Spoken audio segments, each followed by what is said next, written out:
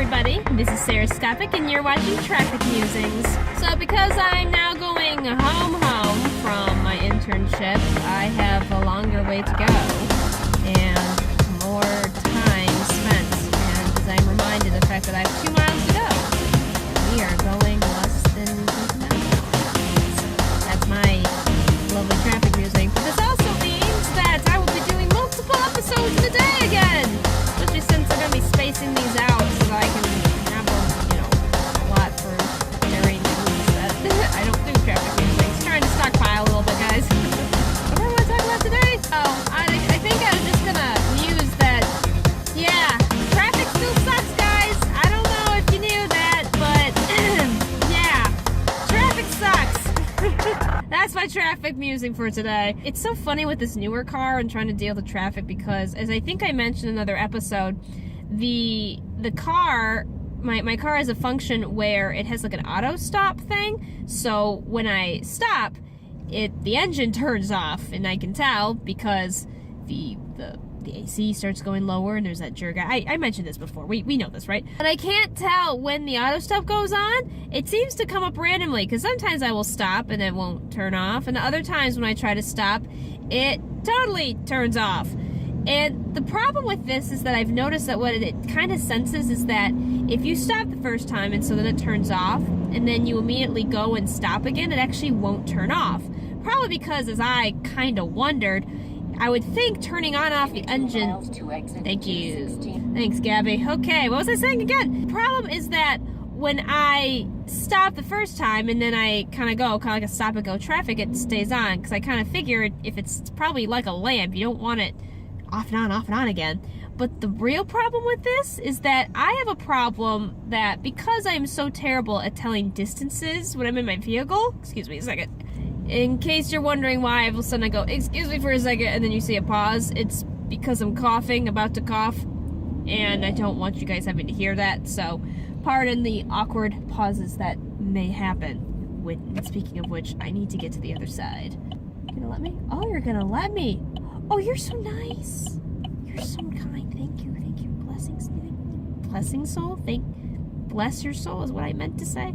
I don't know what's going on. What was I talking about? So this auto stop thing, the main problem is that because I can't really tell distances very well, what ends up happening is that I will stop at a stoplight when a car's in front of me. Because what I always do is I stop and then I creep up a little bit just to make absolute sure because I don't want to screw up.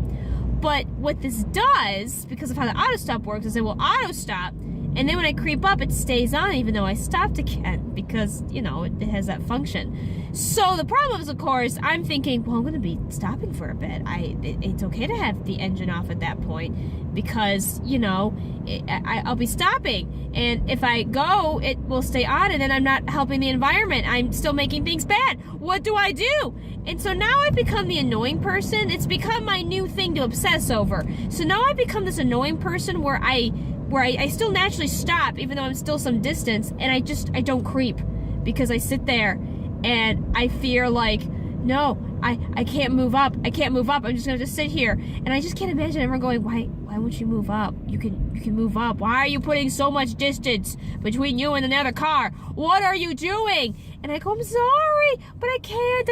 I can't do it because environment.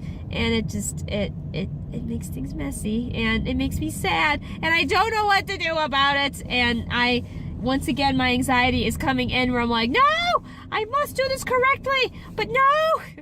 So, yeah, that's my weird problem of the day. I don't know what I'm doing. Speaking of traffic, though, I still have that curse where, also, I stopped and the auto stop didn't function. I don't know what's going on. I still have that curse where no matter what lane I'm in, it's always the lane that doesn't go. I thought the curse actually went away for a bit. During the winter, I was actually doing pretty well, where I seemed to be guessing correctly what lane I should be in that was always moving. But now, I guess it's gotten, nice out. Thank you. Yes, Gabby! Come on! I need to speak. Anyway, yes, I know what to do. You've told me 1,000,000 times. But Sarah, if you already know, why don't you just shut her up? Because invisible person inside my head, that I'm not crazy. It's not just, I'm not imagining it. Shut up! That's why. No, it's because I'm lonely in the car and I need another voice to talk to. Actually, the real reason is because I've relied on Gabby so much that I zone out while driving, and so I use her to remind myself of when I should be turning the next lane. Otherwise, I will miss my exit. I assure you, I will miss it. I am going all over the place again. What on earth was I talking about? Something about traffic. Oh yeah, always in the wrong lane. But anyway, once again, I have the curse activated, and it's really irritating. Like, really irritating. So irritating that my voice is gonna go like this because I'm still so sick.